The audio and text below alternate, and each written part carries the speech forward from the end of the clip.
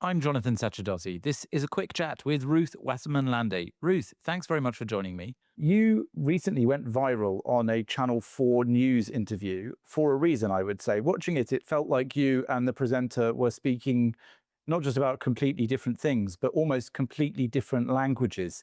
Can you tell me, was that your experience of it, and how did it feel from your end? Well, first of all, thank you for having me on your platform, and it's an honor for me. How did it feel? It felt like many interviews that I've done in the past almost 2 years. Not very different, I must say. Now, Canada has the biggest number of Muslim Brotherhood members in the entire globe.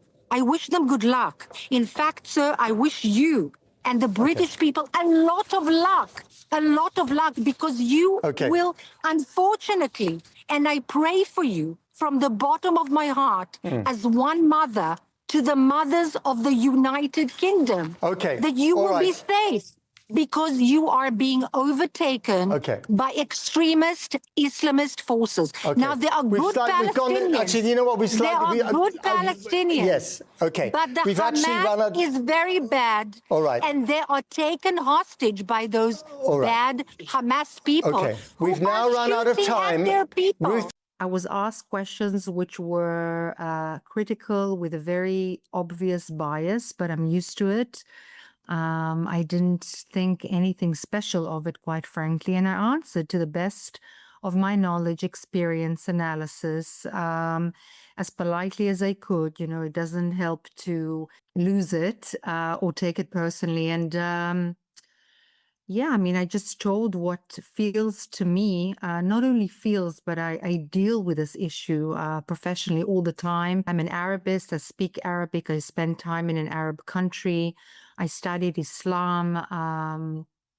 You know, I spent time and energy trying to understand the other side, so-called. And to the best of my knowledge, I try to leverage that information and experience and simply answer those very specific and very biased questions, because it does appear as if Channel 4 already knows the answers to all their questions. As you mentioned there, you alluded to it, you've worked in intelligence, you've worked in diplomacy, you've been a member of Knesset. What does it tell you that a major UK broadcaster like Channel 4 News has this kind of moral slogans approach rather than actually asking questions of an expert and listening intently to the answers? So it's very obvious that the international media, Channel 4 included in that, has a bias towards Israel. Now, on the one hand, it's very upsetting, it's very annoying, it's very hurtful, because as a person who lives this reality, and honestly, I mean, I don't even belong to the current leading coalition and have no specific political, let's say, I'll speak on behalf of the current government. I do have a feeling that there is a bias inherent in the international media. However, I do want to say something which may sound very strange.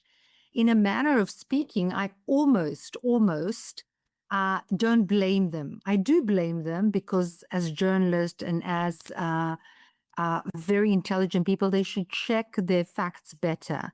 But Israel should do a much better job at explaining what on earth it is doing.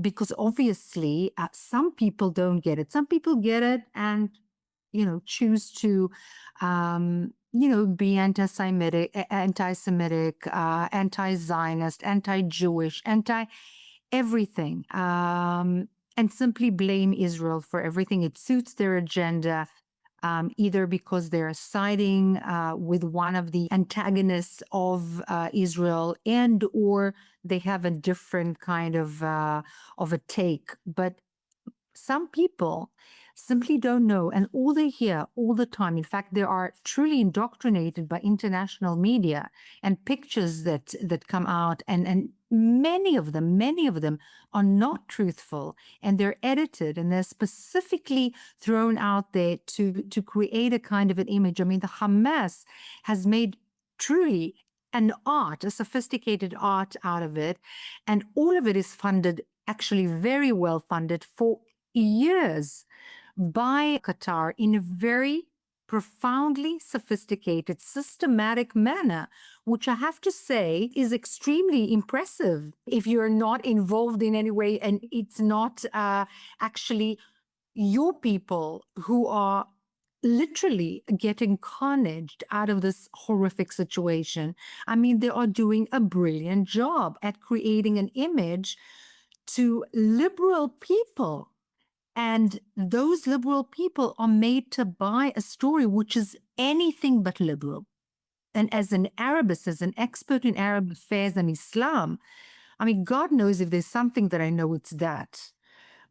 So on the one hand, it's horrifically annoying, but on the other hand, I must say, I take my cap off of the absolutely amazing, sophisticated campaign that is led by Qatar, PR campaign that is working brilliantly, and Israel is doing literally nothing about it. So, I mean, you mentioned there that you aren't really aligned with the current government coalition in Israel. Just for those who don't know, explain where you sit on that spectrum politically, and also, has that changed at all during the last 2 years, either on or around October the 7th or since, in response to the kind of orchestrated attacks on Israel that you've seen from the world media and others? So first of all, I was an MK, a member of Knesset with the centrist Blue and White Party up to 2.5 years ago. I feel very strongly about serving my country and my people. I'm a strong Zionist. Let there be no mistake about it. I feel that Israel is a safe haven and a sanctuary for Jews, and God knows, anybody who has eyes and ears knows that if there was no Israel, honestly, the Jews would be exactly like the Yazidis and the Druze, and who are massacred literally without any protection. But I belonged to a party that was in the opposition. In fact, we were in the leading coalition when I was a member of parliament. We were the coalition, and the Likud was in the opposition for about 11 months. But I want to stress that in this issue of the so-called attack by radical Islam on Israel, on my people, but also on the entire West, there is no right and left and coalition and opposition. I refuse to be part of that. I don't feel that they can be a part of it. I don't feel that we have a privilege to be a part of it, although I know that many Israelis, given the vibrant democracy that exists here, feel strongly against what I'm saying right now and are very, very critical of the current government, which is fine. It's like a healthy democracy, basically, you know. Very, very healthy. I would say extremely healthy democracy. Maybe a bit too healthy sometimes. Perhaps even a little too healthy, exactly. Yeah. So we spend a lot of time arguing with one another, which is absolutely fine and very vibrant.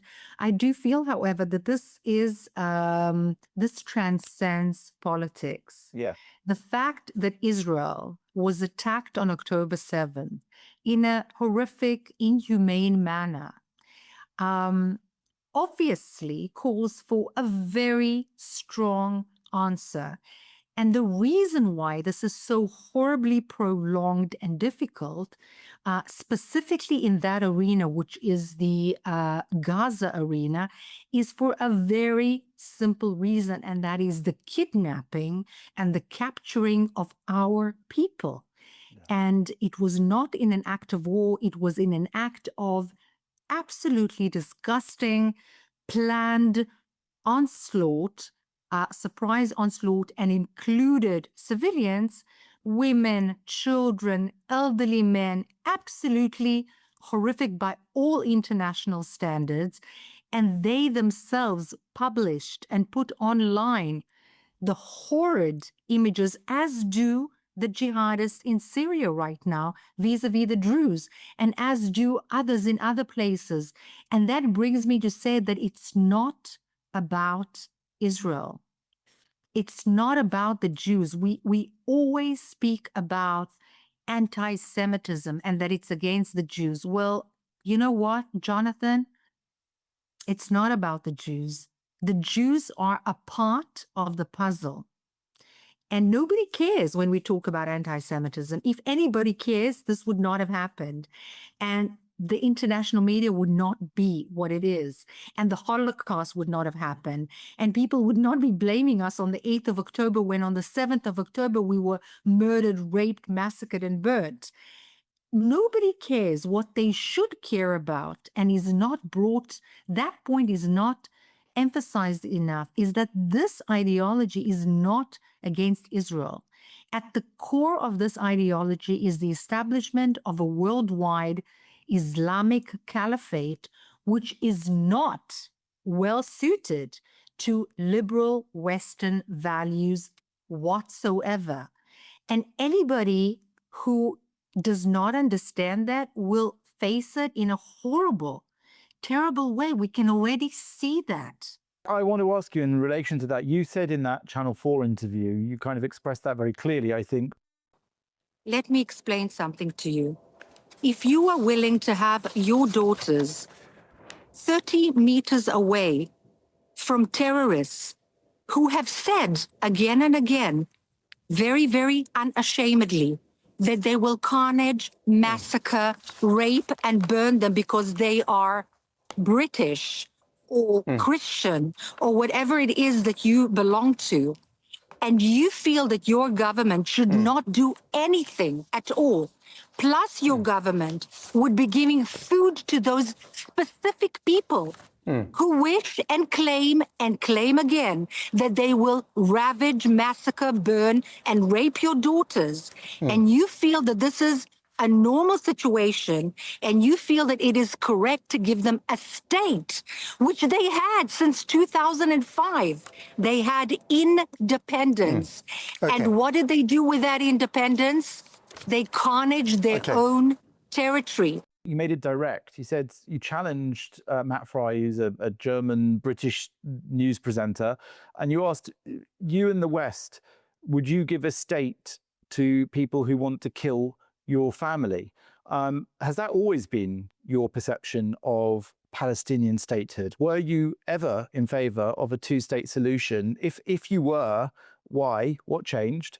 And if you weren't, could you explain it a bit? Why Palestinianism, let's say, as I know it's become called, is an expression of the exact thing you've just described? So first of all, I think a person living here who says they have not changed in some way following October 7th is almost inhumane. I don't know how that is frankly possible.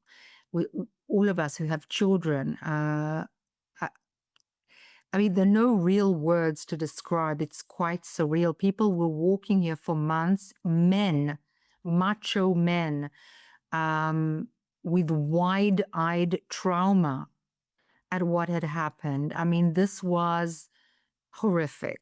None of us could have believed that within the state of Israel, this could have happened. So to say that nothing changed since then would be wrong.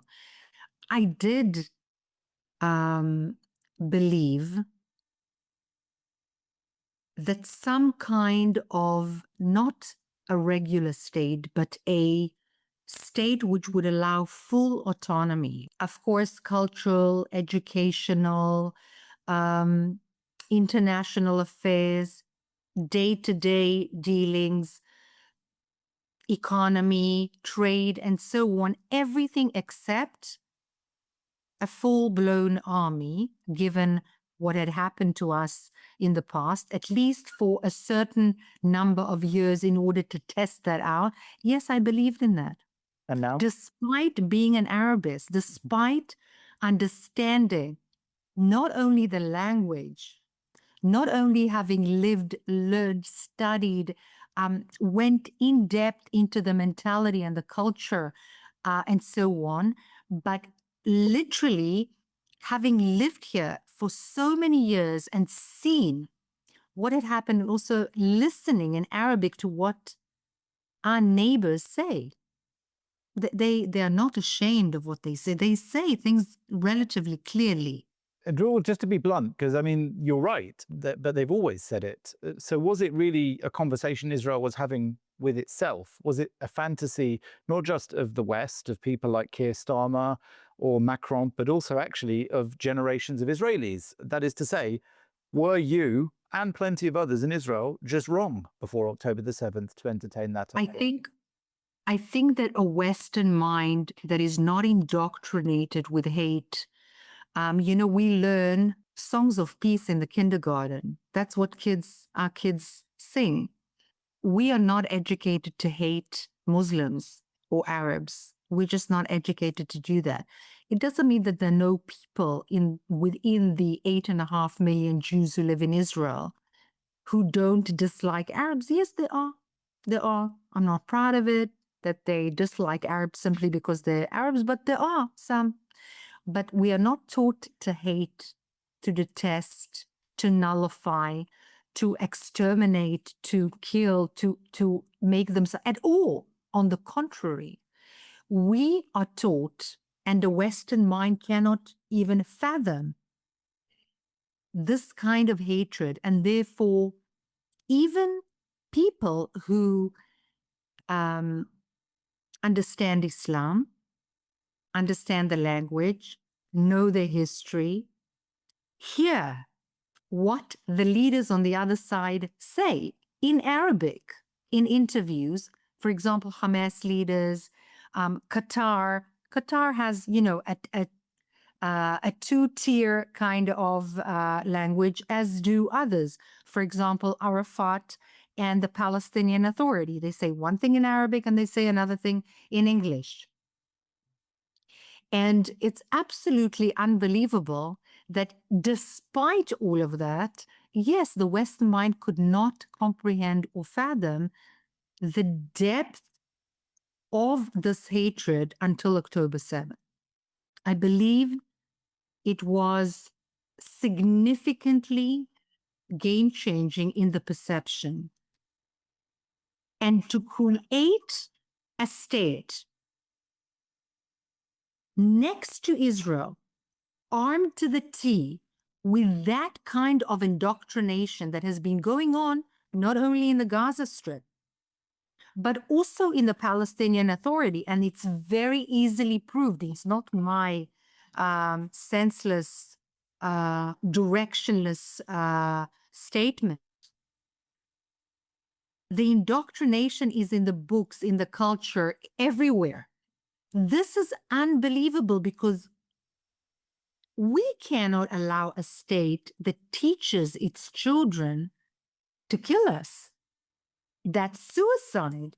Now, England, France, Europe, the United States of America, Canada cannot allow this population, which clearly states that that's what they want, and they have their own schools, and they infiltrate the local schools with their curriculum, and they teach in their central kind of cultural centers an indoctrinated ideology that speaks of hatred towards the country in which they are.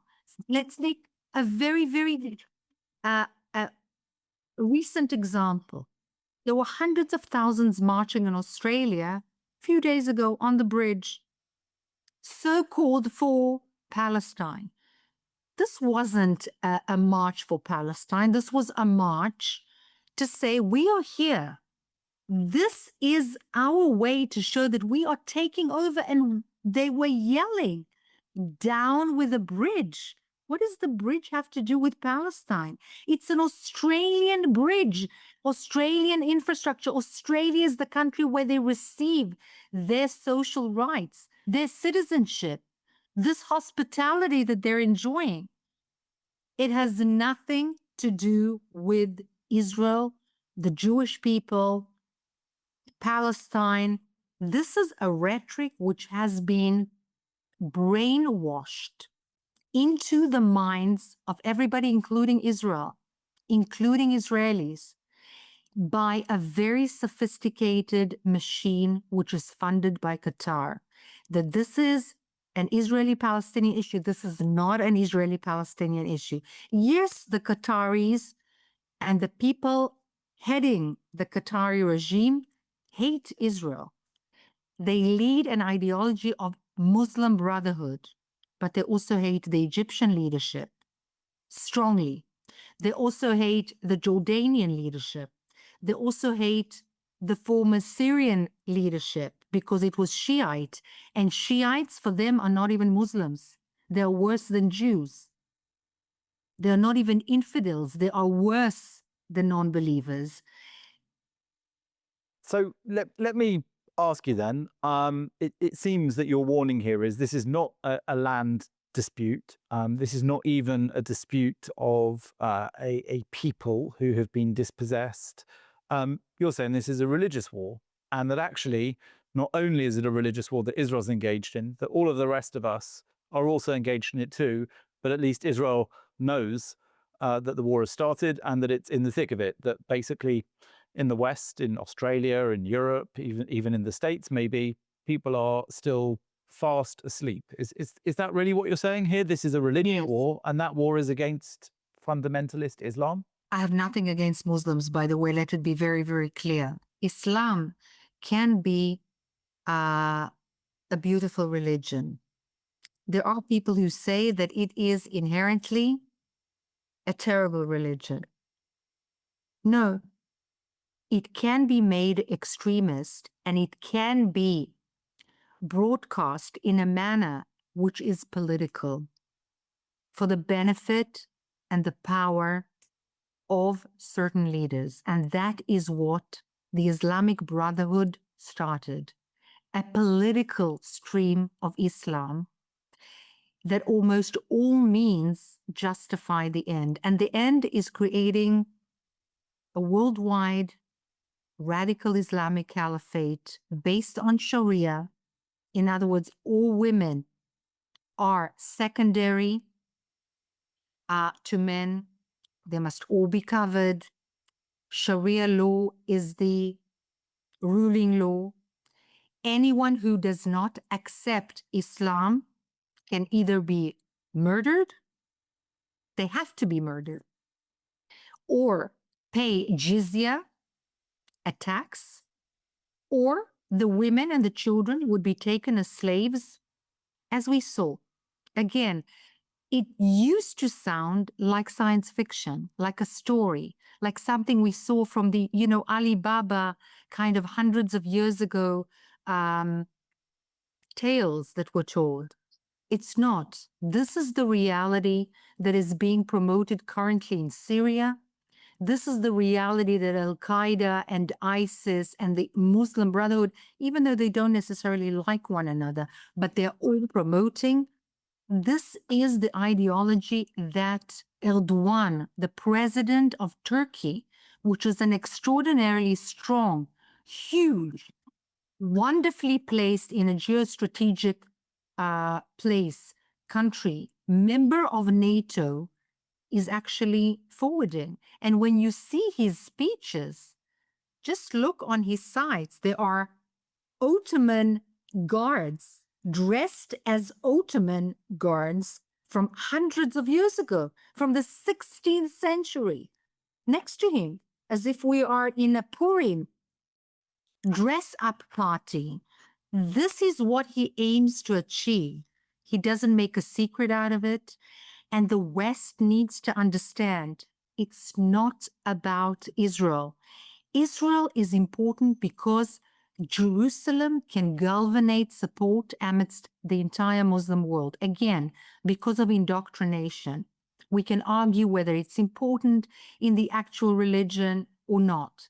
But literally, the importance is the understanding and the comprehension amidst the West that this is not an Israel, Palestine, Israel, Hamas, Israel, Arab issue. It's not about anti-Semitism. This is just a symptom. So, do you still think you're a centrist? I think I'm a centrist because I have left-leaning social values that are important for me to promote. I'm a person that thinks rationally, not extremely to the right, not extremely to the left. There are also circumstances that make decisions for politicians and for decision makers and for statesmen very difficult and challenging. And in the realm in which we are finding ourselves, which is a very difficult realm, I'm talking about Israel. And of course, currently the Jewish people, because there's a huge wave of anti-Semitism because of the indoctrination, because nations throughout the world are allowing this hatred to formulate. What they don't understand is that that's just a step. Let's look around us. Yazidis are not Jews. Why are they being murdered? Druze are not Jews. Why are they being murdered? Brits are not Jews. Why are their girls being assaulted? There are so many examples. When demonstrations in France, what you hear is down with France. That has nothing to do with us. And why do you think that? Am I a centrist? Yes. I'm a mother. I'm a heartfelt humanist. I hear you. This is not humanity. This is inhumane ideology. So I guess the question is then, why do you think that your views to many in Britain sound, let's say, far right? They call people with views like yours about Islam in particular fascists, racists. How do you think the left has been captured so decisively in countries like the UK, when what you're saying, of course it rings true, that, you know, women's rights, gay rights, all of the rights of minorities, Jewish or not, these are all, they're certainly not far right ideas and policies, and yet the left has been well and truly captured, it would seem, by a sympathy for what you've said originates in Qatar, this sort of Qatari PR job for radical Muslim Brotherhood style Islam. How on earth has that happened? So first of all, to my impression, there are very many British people, simple people that want to live, that do not adhere to what you're saying. I'm not sure if there are specifically those patriots or right-wingers. They just feel that something is very, very wrong in what's happening in the UK. However, of course, as you say, there are many who are violently, absolutely unbelievably on the side of seeming terrorists, Hezbollah, Hamas, and so on, and an ideology, an Islamic ideology that is different to their ideals and to their way of life. And you say, how is that possible? As I said, many billions of dollars were invested, not 1 year, not 2 years, not 10 years, but for over 2 decades by 350,000 people. That's the number of Qataris that exist on the face of the planet, but they have unlimited funding in a very sophisticated manner by buying the world. They buy think tanks and soccer groups and other sports groups and hotels and cities and politicians and universities and faculty members, and they've infiltrated into the curricula of schools, not only the academia and the tertiary education. And they've been doing this very, very systematically, very patiently, and very thoroughly. And what they've been doing is basically infiltrating think circles that are liberal, For example, in 1979, we saw an Islamic revolution in Iran. What did that Islamic revolution do? It infiltrated and sort of co-opted the liberals, the students, those people who wanted freedom and equal rights for all, and those young, innocent, beautiful, bright minds who didn't want an autocracy. They wanted democracy. They infiltrated that group, and of course, afterwards, they swallowed them, and it worked brilliantly. The Qataris saw that, and that's exactly what they've been doing. They've been infiltrating liberal groups via social media and via think circles, whether in think tanks, whether in academia, and so on and so forth, and absolutely influencing them, including LGBTQ. Of course, LGBTQ would step foot for 1 second in the Gaza Strip, in the West Bank, in Egypt, in Jordan, it doesn't matter where. In the Islamic world, they wouldn't survive for 1 second because that is taboo. And it's not taboo in a court of law. They would be murdered without sentence. Well, that truly is a terrifying message, but one that I think it's important people get to hear. And I hope that you've had a bit more time to express it here than you did in that Channel 4 News interview, though we have also struggled a bit with some ropey internet today and some other technical problems. So maybe we can speak another time as well in more detail. But in the meantime, thank you so much, Ruth, for everything you've been doing and for speaking with me today. That video of you on Channel 4 went viral for a reason, and I hope that more people get to hear your message and the fruits of your knowledge and expertise. So thank you very much. Well, thank you for having me.